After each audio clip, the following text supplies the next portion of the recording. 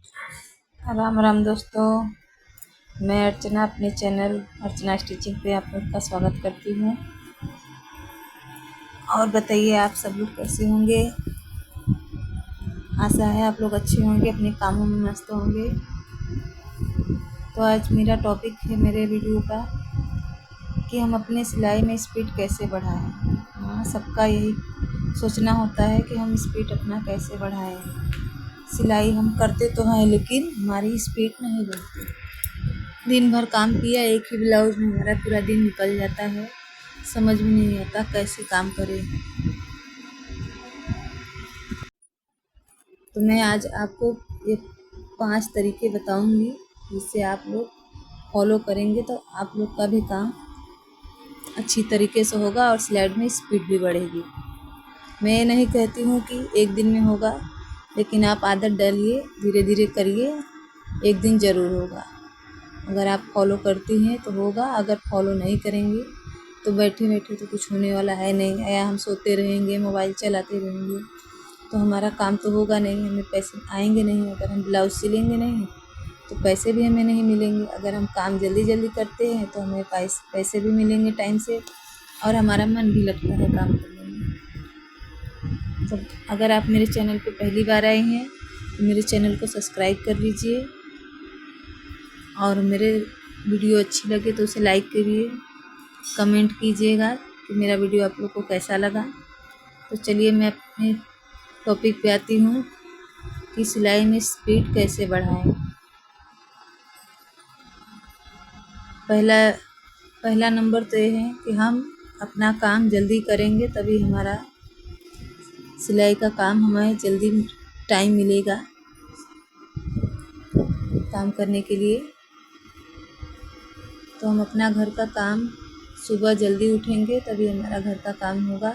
देखिए, हमें कपड़ा तो सिलना है लेकिन हम पूरा घर का काम छोड़ के अपना कपड़ा नहीं सिल पाएंगे, क्योंकि ये हमारा अलग से इनकम का ज़रिया है। तो हम पहले अपने घर का काम, बच्चों का, हस्बैंड का, और घर में बाकी सब हैं, जैसे जॉइंट फैमिली है तो उनका भी काम हमें करना होता है। जो सिंगल है तो उनका बात अलग है कि वो अलग फैमिली है उनकी, जैसे 2 बच्चे हो गए, एक हस्बैंड वाइफ, तो वो तो जल्दी काम हो जाएगा। जैसे हम जॉइंट फैमिली में रहते हैं तो हमें सबका देखना पड़ता है, इसलिए आप सुबह जल्दी उठिए। जितने बजे उठती हैं, आज अगर 6 बजे उठती हैं तो आप 5 बजे उठिए, अगर 5 बजे उठती हैं तो आप 4 बजे उठिए। तब जल्दी जल्दी अपना काम निपटाएंगी तभी आप सिलाई पे बैठ पाएंगी। अगर हमारा सुबह का काम अगर जल्दी हो जाए ना तो हमें टाइम ही टाइम मिलता है, उसके बाद हम अपना काम कर लेंगे। तो फर्स्ट मेरा यही है कि अगर आप सुबह उठेंगी, अपना अगर पहला काम बच्चे, हस्बैंड, पति और घर का खाना, घर के सारे काम निपटा लेंगी अगर 10 बजे तक, तो आप पूरे दिन फ्री रहेंगी। तब हमारा टाइम बचता है 10 से 6 बजे तक।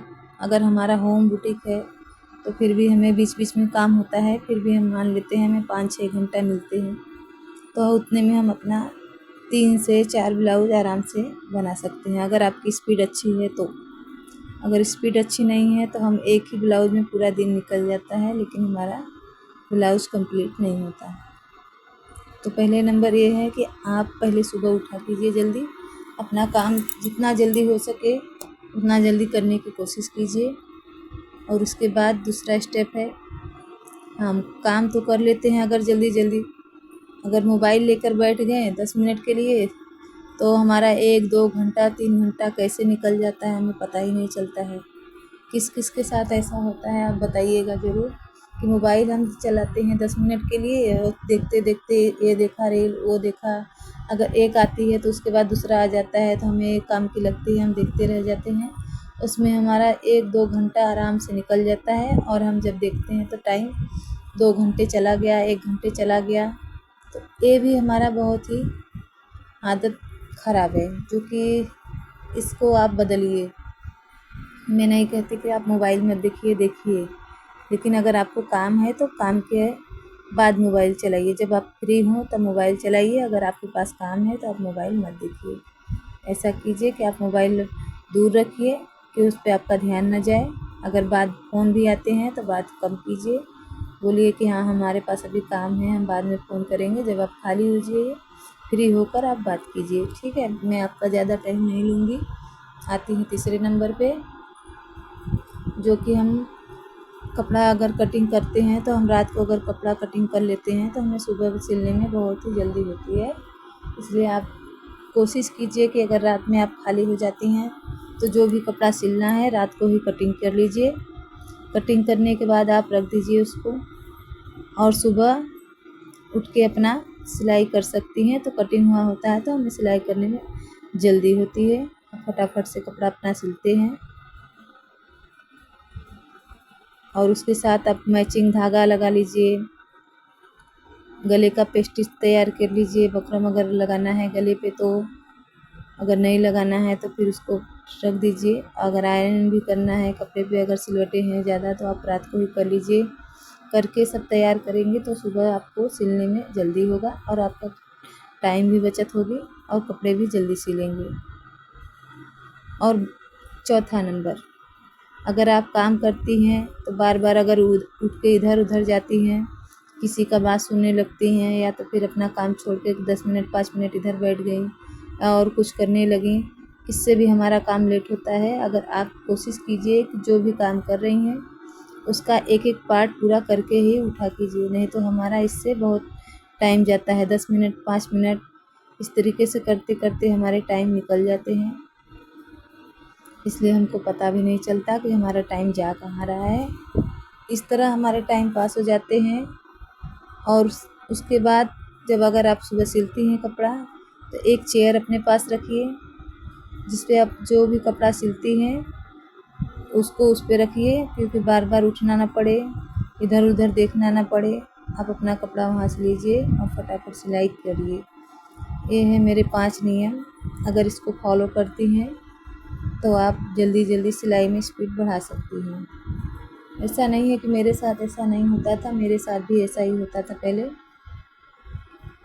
तो मैंने भी अपने ऊपर ये सब ट्राई किया है। करते करते आज मेरा स्पीड अच्छा है, तो मैं दिन में 5 ब्लाउज सिल लेती हूँ। ऐसा नहीं है, जब मुझे अगर काम होता है तो मैं फास्ट सिलाई करती हूँ, 5-6 ब्लाउज मेरा रेडी हो जाता है। अगर काम नहीं होता है तो मैं अपना 3-4 ब्लाउज ऐसे आराम से सिलती हूँ। ऐसा कुछ नहीं है, अगर मेरे पास तो काम हमेशा रहता है, इसलिए मेरा डेली का है कि मैं 3-4 ब्लाउज डेली सिलती हूँ। अगर मेरे पास इमरजेंसी का ब्लाउज या तो लगन वाला टाइम होता है, उस टाइम पे कपड़े ज़्यादा मिलते हैं, तो मेरा उस टाइम पे 5-6 ब्लाउज, थोड़ा मैं और मेहनत करती हूँ, थोड़ा नाइट में भी काम कर लेती हूँ, तो मेरा 5-6 ब्लाउज आराम से हो जाता है। अगर बाय द वे इमरजेंसी नहीं है तो हम क्या नाम है अपना 3 ब्लाउज 4 ब्लाउज आराम से डेली काम करते हैं सिल के। या सूट हो गया तो 3 सूट हम दिन में सिल लेते हैं। मैं भी नहीं कहती हूँ कि मेरा स्पीड बहुत ज़्यादा है, फिर भी मैंने इतना अपना स्पीड बढ़ाया है कि जितने से मेरा काम चल जाता है। मैं तो गाँव में सिलती हूँ, और जब हमें पैसे मिलते हैं जब ज़्यादा तो हमारा मन भी लगता है। अगर पैसे कम मिलते हैं तो हमारा काम करने में मन भी नहीं लगता, इसलिए हमारी गाँव की सिलाई तो बहुत सस्ती है। फिर भी घर में बैठने से अच्छा है कि हम 2 पैसे कमा रहे हैं, अपनी छोटी छोटी ज़रूरतें पूरी कर रहे हैं। हमेशा हमें किसी से आगे हाथ नहीं फैलाना पड़ता कि आप हमें पैसे दीजिए छोटी छोटी बातों के लिए, और अच्छी खासी हम अपना सेविंग भी कर लेते हैं। इसलिए जितना गांव में है सिलाई के हिसाब से उतना हमारा ठीक है, हमें उतने में ही एडजस्ट करने की आदत हो चुकी है। अगर यही बुटीक हमारा शहर में होता है या तो शहर में हो हम सिलाई करते तो हमारी सिलाई का दाम हमें और भी मिलता, लेकिन गांव में रहते हैं तो इसकी वजह से हमारे गांव में सिलाई बहुत कम है। फिर भी हमारे गांव के हिसाब से जितना बुटीक और ब्यूटी पार्लर में जो सिलाई करती हैं लेडीज़, वो सब फिर भी हम लोग से ज़्यादा पैसे लेती हैं, और हम घर में सिलते हैं तो हमारा रेट कम है। ऐसा नहीं है कि हमारी सिलाई में कमी है, हमारी सिलाई में बहुत अच्छी है और फिनिशिंग भी बहुत अच्छा होता है।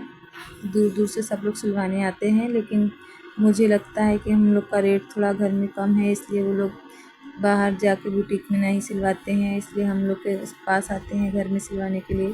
क्योंकि ये गाँव है, यहाँ पे 10-10 रुपये के लिए सब लोग इधर से उधर भाग जाते हैं, तो हम लोग भी अपना रेट बढ़ाते हैं, लेकिन ज़्यादा नहीं बढ़ा पाते, धीरे धीरे बढ़ता है। लेकिन जितना मिलना चाहिए उतना हमें लोग को नहीं मिलता है रेट।